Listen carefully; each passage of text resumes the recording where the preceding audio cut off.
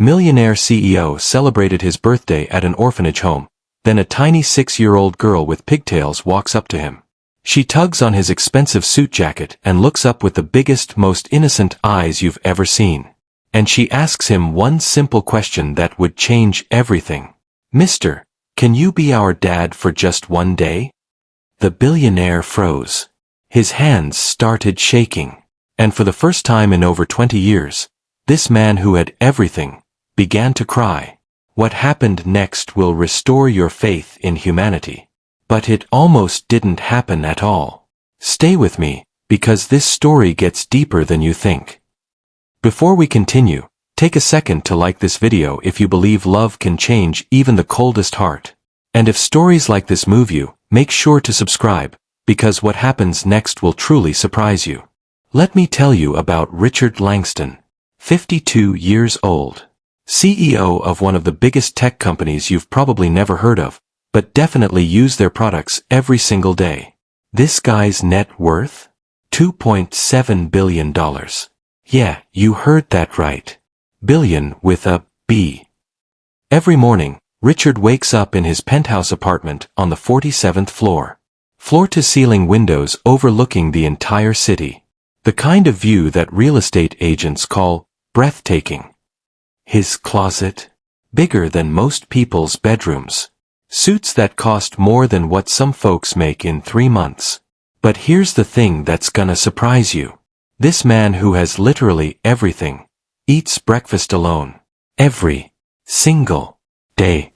See, Richard's been married twice. Both times ended in ugly separations. No kids from either marriage. His ex-wives? They got their settlements and disappeared from his life completely. Can't really blame them, to be honest. Richard was what you'd call emotionally unavailable. Work came first. Always. His typical day starts at 5 a.m. Gym for exactly 45 minutes. Shower. Expensive suit. Black coffee, no sugar. Then it's meetings, phone calls, more meetings, conference calls with people in different time zones. The guy runs on pure adrenaline and caffeine. But you know what's really sad? Richard's birthday was coming up. March 15th. And his assistant Maria, she's been with him for 8 years. She knows him better than anyone. She asked him, "Mr. Langston, how would you like to celebrate this year?" And you know what he said? He just stared out that big window for like 30 seconds. Then he goes, "Just handle it like always, Maria. Whatever you think is appropriate. Whatever you think is appropriate." Can you imagine? This man who could throw the party of the century, who could fly anywhere in the world, who could do literally anything. And he just doesn't care. But here's where it gets interesting. That night, Richard couldn't sleep. He's scrolling through his phone, which by the way, he almost never does. Social media isn't really his thing. But something made him open up his photo gallery. Way back. Like, way back. And there it was. A picture he hadn't looked at in probably 15 years. It was him as a kid. Maybe 7 or 8 years old. Sitting on the steps of some building, holding a stuffed bear that looked like it had seen better days.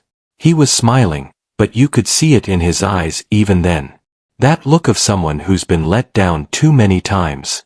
See, what I haven't told you yet is that Richard grew up in foster care. Bounced around from home to home until he was 18. Never got adopted. Never had anyone who wanted to keep him permanently. And looking at that old photo, something inside him just cracked open. For the first time in decades, Richard Langston remembered what it felt like to be that little boy. Alone. Hoping someone would choose him. Hoping someone would want him. Now, I want you to think about something. We've all got moments from our childhood that shaped who we became, right? Some good, some not so good. But what if you had everything you ever wanted as an adult, but you still felt like that lonely kid inside? Comment below and tell me, do you think true happiness can really be found in success alone? Because Richard was about to find out the answer to that question in the most unexpected way. And if this story is already hitting different for you, go ahead and hit that like button. Trust me, we're just getting started. And make sure you subscribe because stories like this, they don't come around every day. So Richard's birthday is exactly 1 week away. His assistant Maria has already started planning the usual routine. Book the private dining room at that fancy steakhouse downtown. Send invitations to the same 20 business associates who show up every year, eat expensive food, talk about market trends, shake hands, and leave. Everyone pretends to have a good time. Richard pretends he's not completely miserable. But this year, something's different. 3 days before his birthday, Richard calls Maria into his office. She walks in with her planner, ready to go over the final details. But Richard's just sitting there, staring at that old photo of himself as a kid. "Maria," he says, "cancel the dinner." She looks confused. "Cancel it?" "But sir, I've already sent the invitations. The restaurant is booked." "Cancel it," he says again, but softer this time. "I want to do something different this year." Now, Maria's been working for Richard for 8 years. She's seen him make billion-dollar decisions without blinking. She's seen him negotiate deals that would make your head spin. But she's never seen him look uncertain. That's the only word for it. Uncertain. "What did you have in mind, Mr. Langston?" Richard stands up and walks over to that big window. The city's buzzing below, but he's not really looking at it. He's thinking about that little boy in the photo. He's thinking about birthdays where nobody remembered. Birthdays spent alone, hoping things would be different next year. "I want to make a donation," he finally says. "To a children's charity. Something local. Something real." Maria starts taking notes. This isn't that unusual. Richard's company donates millions to various causes every year. Tax write-offs, mostly. Good PR. "How much were you thinking?" she asks. 50,000. Toys, games, whatever kids need. "But, Maria." He turns around, and she can see something in his expression she's never seen before. "I want to deliver it myself." Maria's pen stops moving. In 8 years, Richard has never, and I mean never, made a personal appearance for charity stuff. He signs the checks. The PR team handles the rest. That's how it's always worked. "Sir, are you sure? I could have the PR team coordinate with." No PR team. No photographers. No press release. Just me. The next day, Maria finds a place called Sunshine Children's Home. It's about 20 minutes outside the city. Small operation, maybe 30 kids total, ages 5 to 16. Nothing fancy. Just a safe place for kids who don't have anywhere else to go. She calls the director, a woman named Mrs. Patterson. Explains that her boss wants to make a donation and deliver it personally. Mrs. Patterson is obviously excited but also a little suspicious. Rich people don't usually show up unannounced at small orphanages. But she agrees. So here we are. March 15th. Richard's 52nd birthday. Instead of being in a fancy restaurant talking about stock prices, he's sitting in the back of his usual black car, but instead of heading to another boring business meeting, they're driving towards something completely unknown. His driver, James, keeps glancing in the rearview mirror. He's been driving Richard for 5 years, and he's never seen his boss look so nervous? Yeah, nervous. This man who gives presentations to thousands of people, who makes decisions that affect millions of lives, is nervous about visiting an orphanage. They pull up to Sunshine Children's Home. It's nothing like what you'd expect. No fancy gates, no marble columns. Just a regular 2-story house with a big yard. There's a swing set that's seen better days, a vegetable garden that the kids obviously helped take care of, and toys scattered around the front porch. Richard sits in the car for a moment, just looking. Through the windows, he can see little faces peering out, curious about the fancy black car that just pulled up. He takes a deep breath, adjusts his tie, and steps out. He's wearing his usual $1,000 suit, Italian leather shoes, watch that costs more than most people's cars. He looks completely out of place, and he knows it. Mrs. Patterson comes out to greet him. She's probably in her 60s, gray hair pulled back in a bun, wearing a cardigan that's been washed 100 times but still looks neat and clean. The kind of woman who hugs first and asks questions later. Mr. Langston, welcome to Sunshine. The children are so excited to meet you. And that's when it happens. The front door bursts open, and 6 kids come tumbling out. Ages 6 to 10, all talking at once, all curious about this tall man in the fancy suit who brought them toys. But Richard just stands there, frozen. Because all of a sudden, he's not a billionaire CEO anymore. He's just that 7-year-old boy from the photo, wondering if these kids can see right through him. Wondering if they can tell that he has no idea how to talk to children. Wondering if he's making a huge mistake. Now I want to ask you something. If you were super successful but felt completely out of your element, would you push through or would you run? Because right at this moment, Richard Langston is thinking about getting back in that car and pretending this never happened. Drop a comment and let me know. If you were rich, would you celebrate your birthday at an orphanage or somewhere private? Because what happens next is going to surprise everyone, including Richard himself. And if you're already invested in seeing how this plays out, smash that like button and hit subscribe. Trust me, you're going to want to see what these kids do next. So there's Richard, standing in front of this little orphanage, surrounded by 6 kids who are all staring at him like he's some kind of celebrity. Which, in their world, he kind of is. They don't get many visitors, especially not ones who show up in cars that cost more than the orphanage's entire annual budget. The oldest kid, a boy named Marcus who's maybe 10, steps forward. He's clearly the leader of the group. Are you really here to see us? He asks. And Richard, this man who negotiates multi-million-dollar deals over lunch, just nods. He can't find his voice. It's the strangest thing. Mrs. Patterson notices and jumps in. Children, this is Mr. Langston. He brought you some very special birthday presents. It's your birthday? Asks a little girl with curly red hair. Her name tag says, Emma. Why are you giving US presents on your birthday? Richard finally finds his voice. Well, I thought it might be nice to celebrate with all of you. The kids look at each other with these big grins. You can tell they're thinking the same thing. This is the coolest thing that's ever happened to them. Wait here, shouts Marcus, and all 6 kids go running back into the house. Mrs. Patterson chuckles. I'm sorry, Mr. Langston. They're not usually this excitable. You've made their whole month just by showing up. Richard can hear them inside, whispering and giggling and moving things around. Whatever they're doing, they're taking it very seriously. After about 5 minutes, Marcus comes back out. Okay, you can come in now. But you have to close your eyes. Close his eyes? Richard hasn't played a game like this since, well, maybe never. But something about the way Marcus says it, so serious and important, makes him smile for the first time all day.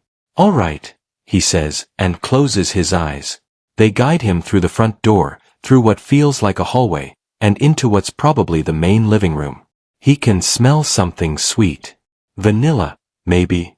And something else he can't quite identify. Okay, says Emma. You can open them now. Richard opens his eyes, and what he sees stops him cold. The kids have set up a birthday party.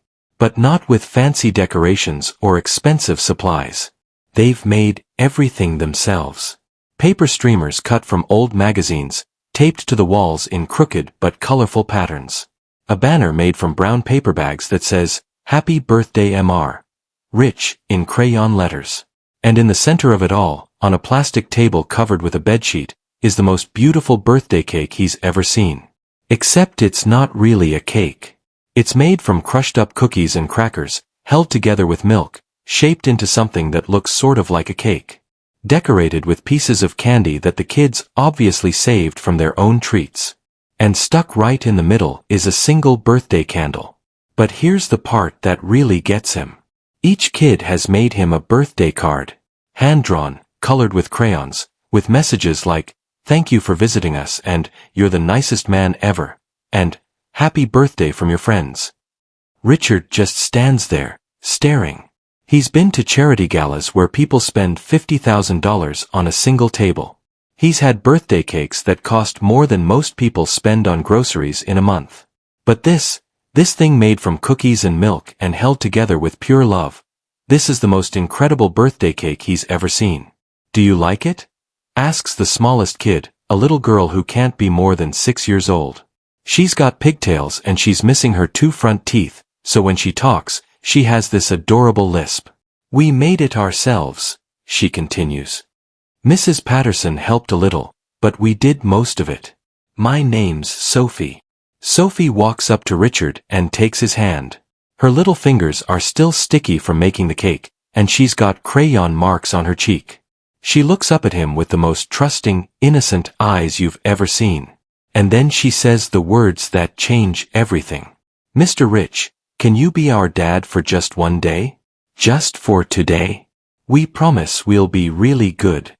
The room goes completely silent. The other kids are holding their breath. Mrs. Patterson puts her hand over her heart. And Richard's entire world just shifted. His hands start shaking. His throat feels tight. And for the first time in over 20 years, Richard Langston starts to cry. Not just a tear or two. Full-on, can't stop it, everything he's been holding in for decades crying. The kids don't know what to do. They've never seen a grown-up cry like this. Sophie's still holding his hand, but now she looks worried. Did we make you sad? She asks in that sweet little voice. Richard kneels down so he's at her eye level. He's still crying, but now he's smiling too. No, sweetie, he manages to say. You didn't make me sad. You made me remember what it feels like to be happy. And then something happens that surprises everyone, including Richard. He opens his arms, and Sophie runs right into them for the biggest hug you've ever seen. Now I want you to think about this moment. When was the last time someone's words brought you to tears? Not tears of sadness, but tears of recognition. Tears of finally understanding something you'd forgotten about yourself. Comment below and share that moment with us. Because what Richard just realized is something that's going to change not just his day, but his entire life. And if this chapter hit you right in the feelings, go ahead and smash that like button. And subscribe, because this story is about to take a turn that no one saw coming. Not even Richard. Richard's kneeling on the floor of this little orphanage, hugging a 6-year-old girl named Sophie, crying like he hasn't cried since he was a child himself. The other kids are standing around, not sure what to make of this fancy man in an expensive suit who's falling apart in their living room. But something's happening in Richard's mind. Something he wasn't expecting. Sophie's words, "Can you be our dad for just one day?" They've triggered something deep inside him. A memory he'd buried so far down he'd almost convinced himself it never happened. He's 7 years old again. It's 1980. He's been in foster care for 3 years already, bounced from home to home. Nothing permanent. Nobody who wants to keep him long-term. He's at the downtown park, sitting on a bench by himself. It's a Saturday afternoon, and there are families everywhere. Dads pushing their kids on swings. Moms packing picnic lunches. Kids running around, laughing, completely secure in the knowledge that someone loves them. Little Richard is just watching. He does this a lot. Watches other families, trying to figure out what he's missing, what makes some kids lucky enough to belong somewhere. Then this man sits down next to him. Nice-looking guy, probably in his 30s, wearing casual clothes. Not rich, not poor, just normal. He's got kind eyes and a gentle voice. "Hey there, buddy," the man says. "You okay? You look a little sad." And 7-year-old Richard, without thinking, without his usual guard up, looks at this stranger and says the words that have been stuck in his heart for years. "Mister, do you think you could be my dad? Just for one day. I promise I'll be really good. I won't cause any trouble. I just want to know what it feels like. The man's face changes. Not mean, not angry, but uncomfortable. Scared, maybe. He looks around like he's hoping someone will rescue him from this conversation. Oh, kiddo, he says, standing up quickly. I can't. I'm sorry. And he walks away. Just like that. Leaves 7-year-old Richard sitting on that bench, more alone than he's ever felt in his entire life. That was the last time Richard ever asked anyone for anything emotional. The last time he let himself be vulnerable. The last time he admitted that he needed someone to care about him. And now, 35 years later, kneeling on the floor of Sunshine Children's Home, Richard realizes something that hits him like a truck. He became that man. The man who walks away from a child asking for love. Oh, not literally. He's never had a kid approach him on a park bench. But in every other way that matters, he's become the person who turns away from emotional needs. His ex-wives. The employees who tried to connect with him on a personal level. Anyone who needed more from him than just business. Sophie's still in his arms, and she pulls back to look at his face. Why are you crying, Mr. Rich? How do you explain something like this to a 6-year-old? How do you tell her that she just helped you realize you've spent 35 years becoming the very person who broke your heart as a child? I'm crying because you reminded me of something important, he tells her. Something I forgot a long time ago. What did you forget? I forgot that everyone needs someone to love them. Even grown-ups. Even grown-ups who have lots of money and fancy cars. Everyone needs someone who chooses them. Sophie nods like this makes perfect sense to her. Kids are amazing that way. They understand love better than most adults. So will you? She asks again. Will you be our dad today? And Richard realizes that this isn't just about making some kids happy. This is about healing that 7-year-old boy who's been carrying around a broken heart for 35 years. This is about becoming the man he wished he'd met on that park bench all those years ago. Yes, he says, and his voice is stronger now. Yes, I will be your dad today. All of yours. If you'll have me. The kids erupt in cheers. Marcus starts jumping up and down. Emma claps her hands. The other kids are all talking at once, making plans for everything they want to show their dad during his visit. But Richard's not just hearing their excitement. He's hearing something else. The voice of that 7-year-old boy inside him, finally getting the answer he'd been waiting 35 years to hear. I want you to think about something.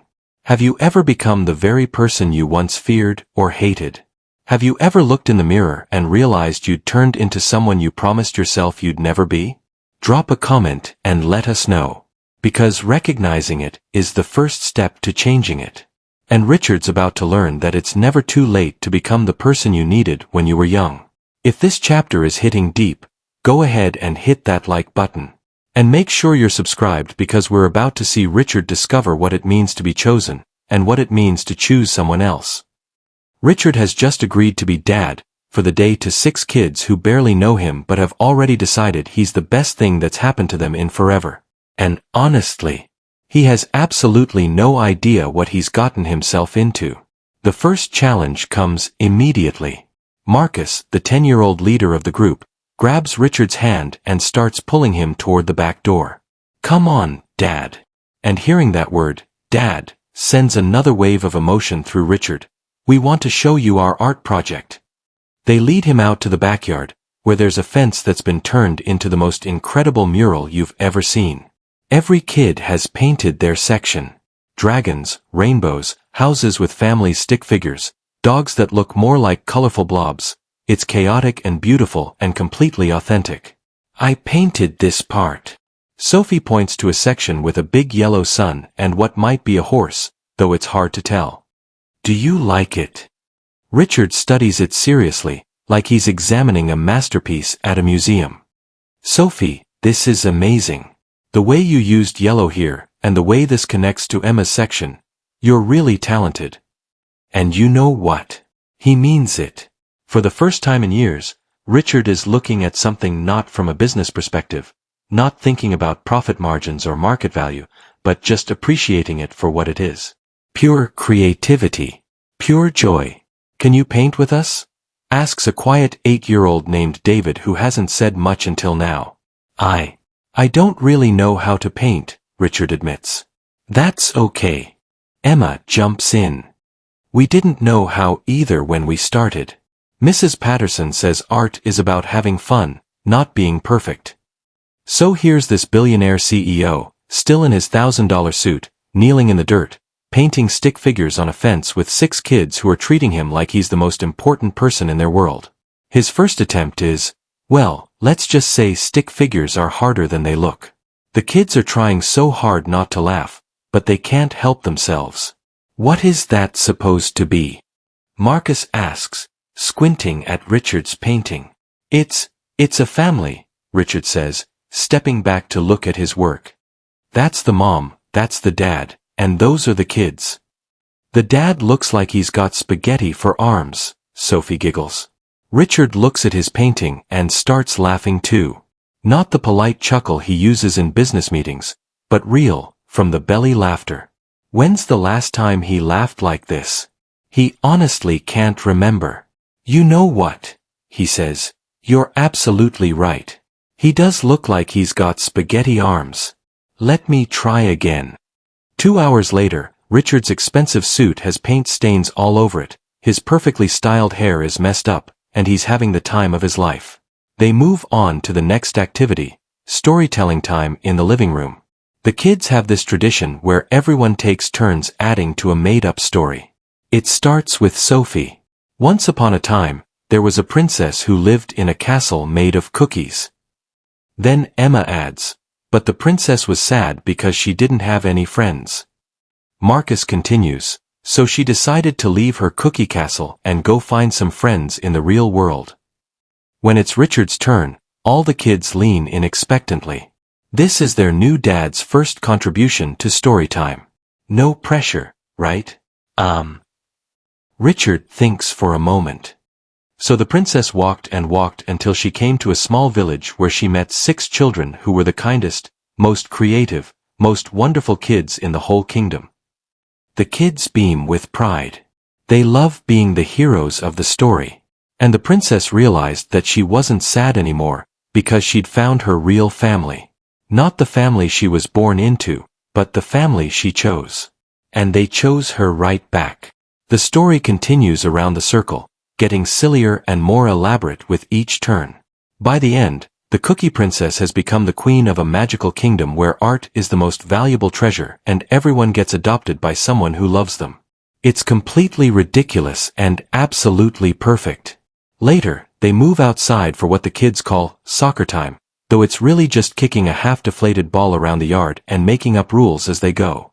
Richard, still in his dress shoes and paint-stained suit, is trying to figure out how to play a game where apparently the ball can be picked up with your hands if you hop on one foot first, and you get extra points for doing a silly dance after you score. He's terrible at it. Absolutely terrible. But the kids don't care. They cheer every time he touches the ball. They high-five him when he accidentally scores on his own team. They treat every mistake like it's the funniest thing they've ever seen. And slowly, something inside Richard starts to relax. The tension he's carried in his shoulders for years begins to melt away. His smile stops feeling forced and starts feeling natural. As the afternoon winds down, they all end up back in the living room, the kids scattered around on the floor and furniture, Richard sitting in an old armchair that's definitely seen better days. Sophie climbs up into his lap without asking permission, like kids do when they completely trust someone. She curls up against his chest and lets out this contented little sigh. This was the best day ever, she says softly. Richard wraps his arms around her, and something happens that he didn't expect. All the walls he's built up over the years, all the emotional barriers he's constructed to protect himself, they just crumble. Thank you, he whispers, so quietly that only Sophie can hear him. For what? She asks. For letting me be your dad today. For choosing me. Sophie tilts her head up to look at him. You chose us too, Mr. Rich. That's what makes it special. And right then, in that moment, with Sophie falling asleep in his arms and the other kids chattering quietly around them, Richard feels something he hasn't felt since he was 7 years old. He feels like he belongs somewhere. Now let me ask you something. Do you believe one day can change someone's life forever? Because what Richard doesn't know yet is that this day is about to change not just his life, but the lives of 6 kids who are about to become the most important thing in his world. Share your thoughts in the comments. And if this chapter made your heart feel full, smash that like button and subscribe. Because the surprises are just getting started. It's getting close to evening now, and Richard can see that the kids are starting to get tired. Sophie's still curled up in his lap, half asleep, and the other kids are sprawled around the living room looking content but exhausted from their big day with their temporary dad. Mrs. Patterson comes in with a tray of juice boxes and crackers for snack time. Richard carefully shifts Sophie so she's more comfortable, and she snuggles deeper into his arms without waking up. She really likes you, Mrs. Patterson says quietly, settling into the chair next to Richard's. I haven't seen her attached to a visitor like this in, well, ever. She's special, Richard says, looking down at Sophie's peaceful face. They all are. Yes, they are. Each one of them has been through more than any child should have to handle, but they're resilient. Kids are amazing that way. Something in Mrs. Patterson's tone makes Richard curious. Can you tell me about Sophie? I mean, if it's not too personal. How did she end up here? Mrs. Patterson glances around to make sure the other kids aren't listening closely, then leans forward. Sophie came to us when she was just 3 years old. Her mother, well, let's just say she wasn't ready to be a parent. Left Sophie at a fire station with nothing but the clothes on her back and a note that said, I can't do this anymore. 3 years old, Richard repeats, his voice tight. The social workers tried to find relatives, but there weren't any. Or at least, none who were willing to step up. Sophie's been with us for 3 years now. What about adoption? Has anyone? Mrs. Patterson sighs. We've had 3 families express interest. 3 separate occasions where we thought Sophie had found her forever home. What happened? The first family decided they wanted a younger child. The second family backed out when they realized how much emotional support Sophie would need. She has nightmares sometimes, attachment issues from being abandoned so young. The third family. Mrs. Patterson shakes her head. They changed their minds the day before the adoption was supposed to be finalized. Said they weren't ready for the responsibility. Richard feels something burning in his chest. Anger, but not at Sophie. At a world that could let a little girl like this slip through the cracks. At adults who could look at this sweet, trusting child and decide she wasn't worth the effort. That's. He starts, then stops. He was about to say, that's terrible, but terrible doesn't even come close to covering it. The thing is, Mrs. Patterson continues, Sophie still believes in families. Still believes someone's going to choose her permanently. That's why she asked if you could be their dad today. In her mind, every adult who shows up might be the one who finally takes her home. Richard looks down at Sophie, sleeping so peacefully in his arms, completely trusting that he'll keep her safe. His throat feels tight again. What about the others? Marcus, Emma, David. Similar stories, unfortunately. Marcus has been here the longest, 5 years. His parents couldn't handle his energy levels, said he was too much work. Emma's grandmother raised her until she passed away last year. David's parents had addiction issues and lost custody. They're all good kids, Mr. Langston. They just need someone to believe in them.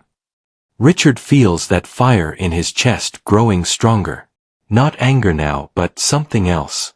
Something that feels like purpose. Mrs. Patterson, can I ask you something? Of course. What would it take for someone to adopt a child from here? Hypothetically speaking. Well, there's a process. Background checks, home visits, financial verification, psychological evaluations. The state wants to make sure any potential parent can provide a stable, loving home. How long does the process take? For a single child? Usually 6 to 12 months, depending on the circumstances. For multiple children. She pauses. Are you asking because you're thinking about? Richard looks around the room. Marcus is showing David how to make paper airplanes. Emma is quietly reading a picture book to herself. These kids who've been rejected, abandoned, forgotten by the adults who were supposed to protect them. What if someone wanted to adopt more than one child? What if someone wanted to adopt all of them?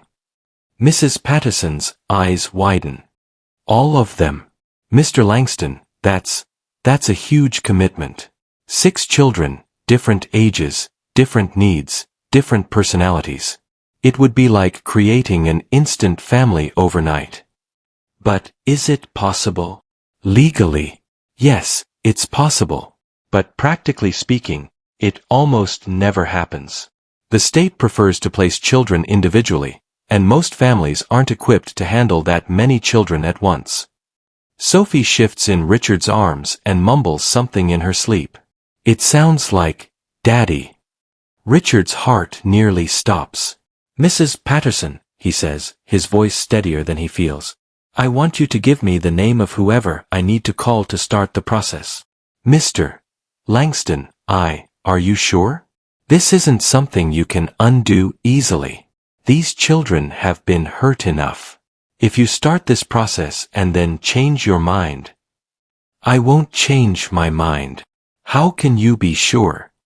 Richard looks down at Sophie again, then around the room at the other kids.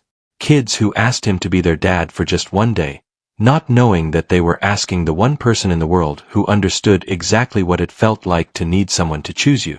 Because 35 years ago, I was exactly where they are. I was a kid in the system, bouncing from place to place, hoping someone would want me permanently. And no one ever did. I became successful, I made money, I built a business empire. But you know what I never learned how to do? I never learned how to be part of a family. These kids are teaching me that. Today, for the first time in my adult life, I felt like I belonged somewhere. He pauses, looking directly at Mrs. Patterson. I can't give them their original families back. I can't undo the hurt they've experienced. But I can make sure they never have to wonder again whether someone wants them. Because I do. I want all of them. Mrs. Patterson has tears in her eyes now. In 30 years of working with children in foster care, she's seen a lot of heartbreak. But she's also seen miracles. And she's looking at one right now. Mr. Langston, she says softly, I think you might be the answer to prayers I've been saying for a very long time. Sophie opens her eyes and looks up at Richard. Hi, Daddy, she says sleepily, then seems to remember. Hi, Mr. Rich. Are you still going to be our dad today? Richard smooths her hair gently. Sophie, sweetheart, what if I told you I wanted to be your dad for more than just today? What if I wanted to be your dad forever? The room goes quiet. Even the kids who were playing stop what they're doing. Marcus, Emma, David, they're all staring at Richard like they can't believe what they just heard. Forever. Sophie whispers. Forever. All of you. If you'll have me. The kids erupt. Marcus starts jumping up and down. Emma drops her book and runs over to hug Richard's legs. David, who's been quiet all day, lets out a whoop of joy. Sophie sits up in Richard's lap and throws her arms around his neck. Really? Really, really? You want to be our real dad?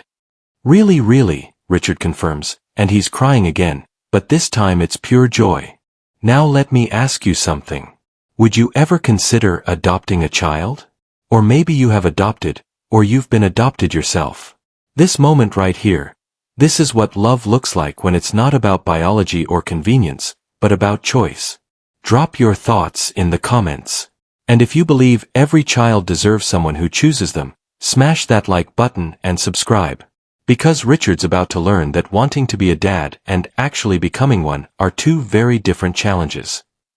Richard drives home that night with his head spinning and his heart fuller than it's been in decades. He's made a decision that's going to change everything, not just for him, but for 6 kids who went to bed believing that someone finally wants them forever. But the real world has a way of complicating even the best intentions. Monday morning, 7 a.m. sharp. Richard walks into his office like he has every day for the past 15 years. But today, instead of diving straight into quarterly reports and market analysis, he calls his assistant Maria into his office. Maria, I need you to cancel my meetings for today. Actually, cancel everything for the rest of the week. Maria looks at him like he's lost his mind. Richard Langston doesn't cancel meetings. Ever. He once flew from Tokyo to New York just to attend a 2-hour board meeting. Sir, you have the Henderson acquisition meeting at 10, the quarterly review at 2, and the investor call with. Cancel them all. I need to meet with our legal team. All of them. And I need to talk to someone who specializes in family law. Family law. Maria's pen stops moving. Is everything okay? Everything's more than okay, Maria. I'm going to adopt 6 children. The pen drops. Actually drops right out of her hand onto the floor. I'm sorry, did you say 6 children? 6 children. Ages 6 through 10. From Sunshine Children's Home. And I need it to happen as quickly as possible. Within an hour, Richard's conference room is filled with lawyers. His personal attorney, his corporate counsel, 2 family law specialists that they called in as consultants. Everyone's talking at once, pulling up documents, making phone calls. But then his PR director, Jennifer, storms into the room with her laptop and a look on her face that could freeze fire. Richard, we need to talk. Now. She opens her laptop and spins it around so everyone can see the screen. It's a gossip website, and the headline makes Richard's blood run cold. Billionaire CEO's midlife crisis. Richard Langston spotted at Orphanage. Is this a publicity stunt? There are photos. Someone with a cell phone camera caught him arriving at Sunshine Children's Home. Another photo of him painting on the fence with the kids. One of him carrying Sophie inside. How did they get these? Richard asks. Doesn't matter how they got them, Jennifer snaps. What matters is that they exist, and now every media outlet in the city is calling us for comment. TMZ wants an exclusive. The business journals are asking if this affects your fitness to run the company. And the stock price dropped 3 points in the last hour. Richard's corporate lawyer, a sharp woman named Patricia, leans forward. Richard, I have to ask. Are you sure about this? Adopting 6 children is going to put you under a microscope. Every decision you make, every aspect of your personal life, it's all going to be scrutinized. The board of directors is already asking questions, adds his business partner, Michael, who apparently rushed over as soon as he heard the news. They're worried about how this affects your ability to focus on the company. Let me make something very clear to everyone in this room, Richard says, standing up. I don't care about the stock price. I don't care about the gossip websites. I don't care about the board's concerns. Those 6 kids have been waiting their whole lives for someone to choose them, and I'm not going to let corporate politics or media speculation change that. Jennifer pulls up another website. Richard, it gets worse. Look at this. It's a parenting blog with a headline, Why Rich Men Shouldn't Be Allowed to Collect Children Like Trophies. The article is brutal. It suggests that Richard's adoption plans are just another way for wealthy people to feel good about themselves. It questions whether a workaholic billionaire could possibly be a good father.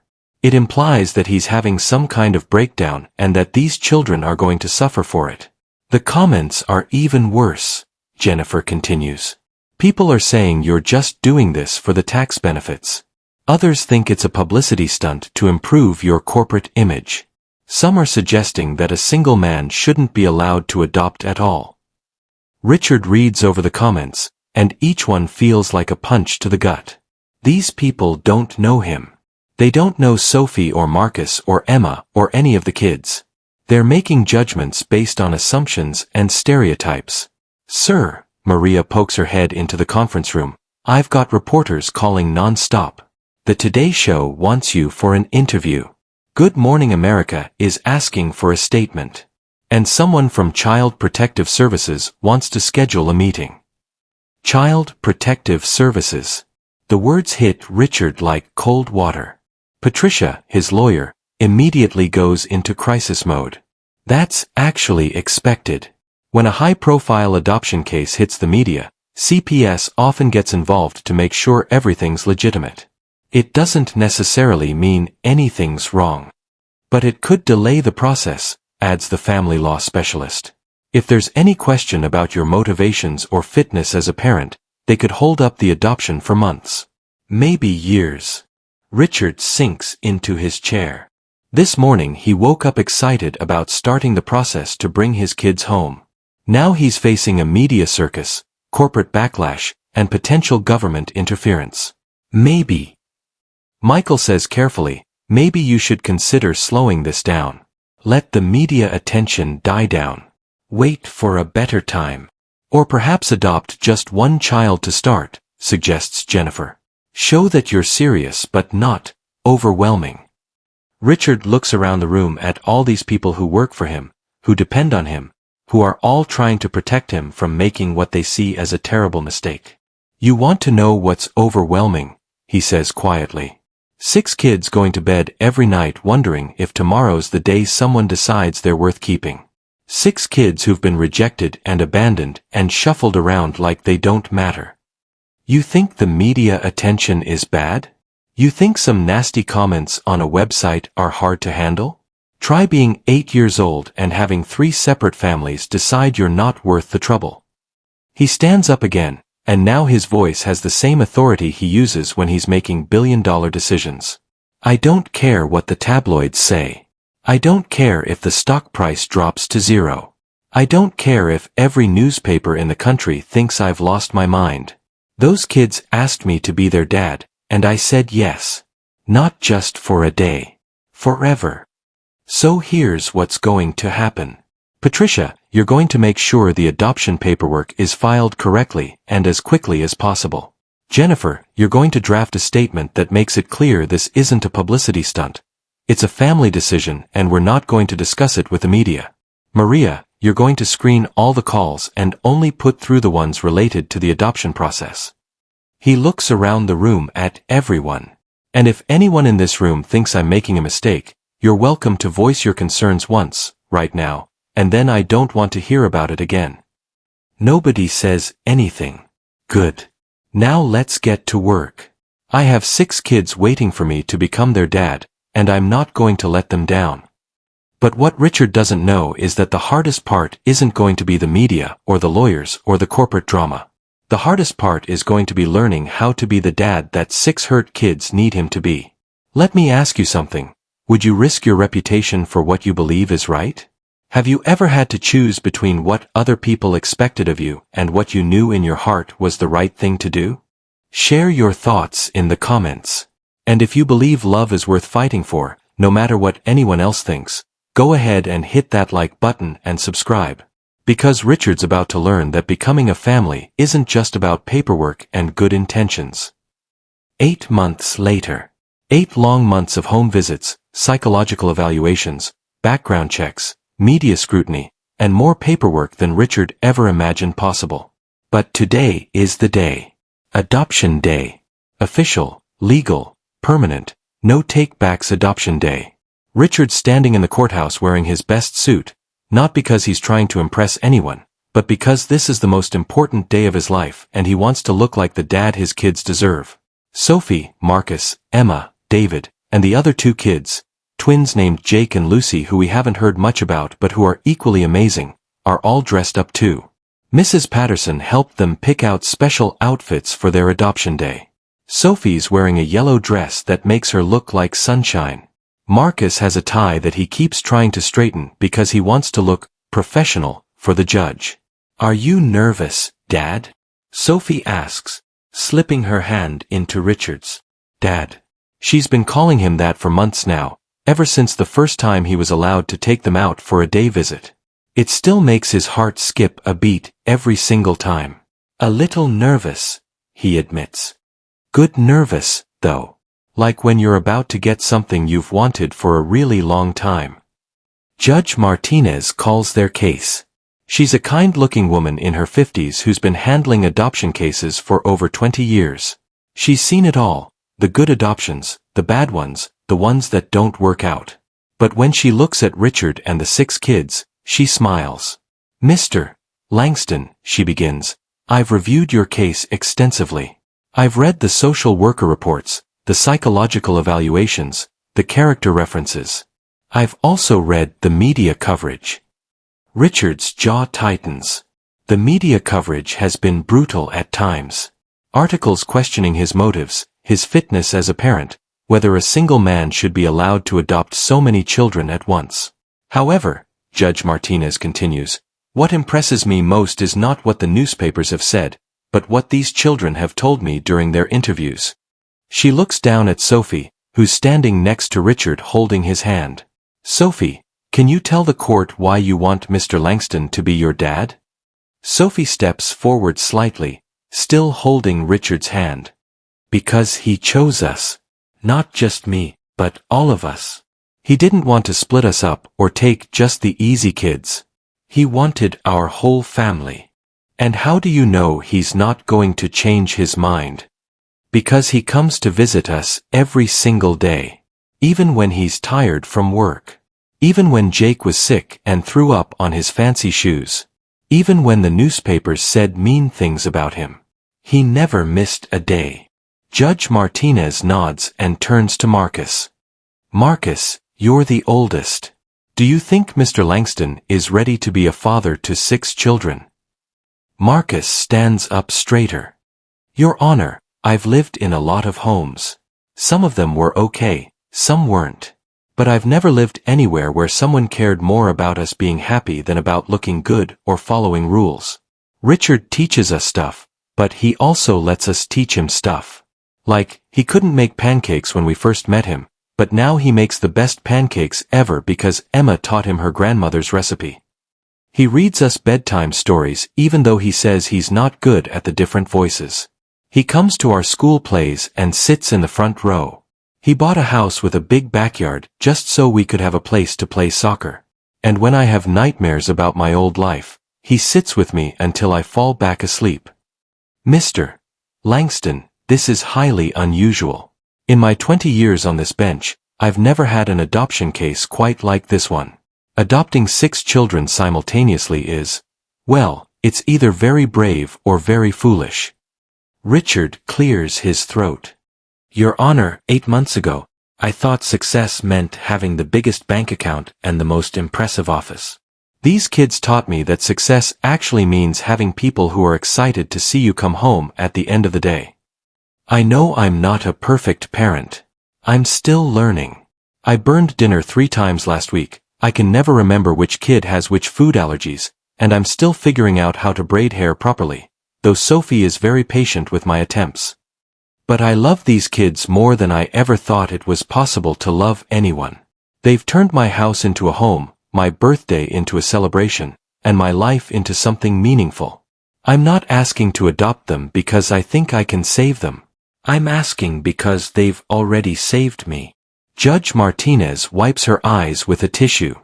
Well, Mr. Langston, I've made my decision. The courtroom goes silent. Richard's heart is pounding so loud he's sure everyone can hear it. Based on the evidence presented, the testimonies given, and my own observations of this family. Yes, family, because that's clearly what you've already become. I hereby grant the petition for adoption. Mr. Langston, congratulations. You are now the legal father of 6 beautiful children. The kids erupt in cheers. Sophie jumps into Richard's arms. Marcus whoops and does a little dance. Emma starts crying happy tears. The twins high-five each other. David, who's still shy but has opened up so much over the past 8 months, gives Richard the biggest hug. Richard is crying too. Not the desperate, broken crying from that first day at the orphanage, but tears of pure, overwhelming joy. 1 year later. March 15th. Richard's 53rd birthday. But this time, he's not alone in a fancy restaurant or working late in his office. He's in the kitchen of a beautiful but comfortable house about 30 minutes outside the city. It's not a mansion, it doesn't need to be. It has a big backyard for soccer games, a dining table that seats 8, and enough bedrooms for everyone to have their own space but still feel connected. The kitchen is chaos. Good chaos. Sophie and Emma are attempting to make pancakes, Emma's grandmother's recipe, of course. Marcus is trying to wrap a present he made in art class. David is carefully arranging flowers from their garden in a vase. The twins are making a banner that says, "Happy Birthday, Dad," in crooked but colorful letters. Richard walks downstairs in jeans and a t-shirt, something he never would have worn on his birthday before, and is greeted by 6 voices shouting, "Surprise!" Even though they do this every morning and it's never actually a surprise. "Happy birthday, Dad." Sophie runs over to hug his legs. "We made you breakfast. And lunch," adds Marcus. "And dinner. We planned the whole day." Richard looks around at his kitchen, which is covered in flour and syrup and wrapping paper scraps, and at his kids, who are looking at him like he's the most important person in their world. "This is perfect," he says, and means it completely. Later that evening, after a day filled with homemade meals and backyard soccer and terrible but enthusiastic renditions of Happy Birthday, Richard is tucking Sophie into bed. "Dad," she says as he's turning off her light. "Yes, sweetheart. Remember when I asked if you could be our dad for just one day?" "I remember." Sophie smiles that gap-toothed smile that still melts his heart every single time. "I'm glad you decided to be our dad forever instead." Richard kisses her forehead. "Me too, Sophie. Me too." As he walks out of her room and down the hallway, checking on each of his kids, Richard thinks about that man he used to be. The one who had everything but felt empty. The one who measured success in dollars and deals and profit margins. That man would barely recognize the person he's become. This Richard wears mismatched socks because Sophie thinks they're lucky. This Richard knows the names of all 6 teachers at the parent-teacher conferences. This Richard has learned that the best sound in the world isn't applause at a business presentation. It's 6 kids laughing at the dinner table. He used to think he was successful because he had built something impressive. Now he knows he's successful because he's helped build 6 amazing human beings who feel loved and secure and confident that they matter. The lonely billionaire became a dad. And the 6 kids who thought nobody wanted them learned that sometimes the best families aren't the ones you're born into. They're the ones you choose. So let me ask you one final question. Do you think people can truly change? Even the richest, most successful, most emotionally closed-off people among us? Can someone really go from having everything to having everything that matters? Share your thoughts in the comments below. Because this story proves that it's never too late to become the person you needed when you were young. So here we are, at the end of Richard's story. But really, it's not an ending at all. It's a beginning. The beginning of a family that chose each other when the world had given up on all of them. Let's think about what we've witnessed here. A man who had achieved everything our society tells us we should want. Money, power, success, independence. But who was slowly dying inside from loneliness. 6 children who had been failed by the systems that were supposed to protect them, but who never stopped believing that somewhere out there was someone who would choose them. What brought them together? One simple question from a 6-year-old girl. Can you be our dad for just one day? But here's what makes this story so powerful. Sophie wasn't asking Richard to save her. She was asking him to let her save him. Because that's what love really is, isn't it? It's not about one person rescuing another. It's about people choosing to show up for each other, especially when it's hard. Richard thought he was going to the orphanage to give those kids something they needed. He had no idea they were going to give him everything he'd been missing his whole life. The smallest hands really can touch the hardest hearts. A child's trust can crack open walls that years of therapy couldn't touch. And sometimes, the people we think need our help the most are actually the ones who end up helping us. Now, I know some of you watching this might be thinking, that's a beautiful story, but it's not realistic. Real life doesn't work out that perfectly. And you're right. Real life is messier than this. Richard and his kids have tough days. There are arguments about homework and bedtime and whose turn it is to take out the trash. There are moments when Richard doubts himself, when he worries he's not enough, when the kids test boundaries because they're still learning to trust that this is permanent. But that's what makes their love real. It's not perfect. It's not easy. But it's chosen every single day. Maybe you're watching this and you're thinking about your own life. Maybe you're successful by all the traditional measures, but something feels empty. Maybe you're like Richard was, achieving everything but enjoying nothing. Or maybe you're like those kids were, feeling overlooked, unchosen, wondering if anyone sees your worth. Here's what I want you to know. It's never too late to choose love over achievement. It's never too late to prioritize relationships over recognition. It's never too late to become the person you needed when you were younger. And if you're someone who feels unchosen, invisible, forgotten, remember that Sophie waited 6 years for her dad to find her. Marcus waited almost his whole childhood. But when the right person showed up, when someone finally saw their worth, everything changed. Your person might not be a billionaire CEO. Your story might not make the news. But that doesn't make it any less important, any less transformative, any less beautiful. The world needs more people like Richard learn to become. People who measure success by how many lives they've touched, not how much money they've made. People who understand that the best investment you can make isn't in stocks or real estate, but in the hearts of people who need to know they matter. And the world needs more people like Sophie, Marcus, Emma, David, Jake, and Lucy. People who haven't let disappointment make them bitter, who still believe in the possibility of love, who are brave enough to ask for what they need. So as we close this story, I want to leave you with this. Look around your life. Who needs to be chosen? Who needs to know they matter? Who needs someone to show up for them, not just for a day, but for as long as it takes? Maybe it's a child who needs a mentor. Maybe it's an elderly neighbor who needs a friend. Maybe it's a coworker who needs encouragement. Maybe it's your own family member who needs to know you're not going anywhere. The opportunity to change someone's life, and have your own life changed in return, is all around us. We just have to be brave enough to say yes when love asks us to show up. Richard's story started with one question from one little girl. Your story of love and choice and family. However that looks for you. It starts with whatever step you take next. Choose love. Choose connection. Choose to show up. Choose to be chosen. Because the smallest acts of love really can create the biggest transformations. And sometimes, the people we think we're saving end up saving us right back. Thanks for taking this journey with us today. If this story touched your heart, if it reminded you of what really matters, if it inspired you to choose love in your own life, please share it with someone who needs to hear it. Hit that like button if you believe in second chances and chosen families. Subscribe if you want more stories that remind us of the best parts of being human. Turn on those notifications so you never miss a story that might just change how you see the world. And remember, somewhere out there is someone who needs exactly what you have to offer.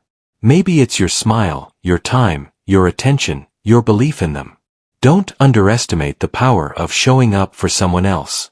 Until next time, keep choosing love.